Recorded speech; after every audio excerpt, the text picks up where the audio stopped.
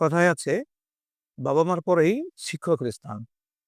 একজন সন্তানকে যদি বাবা-মার পরে কেউ সবচেয়ে বেশি ভালোবাসে থাকেন, তিনি হচ্ছেন শিক্ষক। একজন আদর্শ শিক্ষক তার ছাত্রকে শুধু শেখানোই না, তাকে একজন আদর্শ মানুষ হিসেবে গড়ে তোলেন এবং তার প্রতি যত্নশীল হন।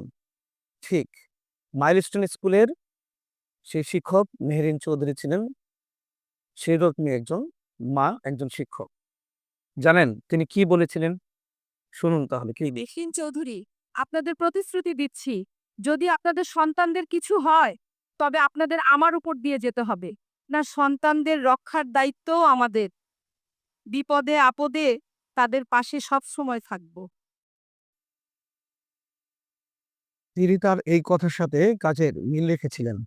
জ্বলন্ত শরীর নিয়ে ২০ জন শিশুকে তিনি জীবন ফিরিয়ে দেন।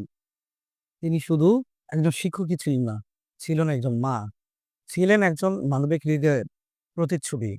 আপনার সাহস আমাদেরকে শিখিয়েছে ভালোবাসা মানে আত্মত্যাগ। আপনি নেই, কিন্তু আপনি আছেন, সবার হৃদয়ে থাকবেন। সেলুট আপনাকে ম্যাডাম মেহেরিন চৌধুরী।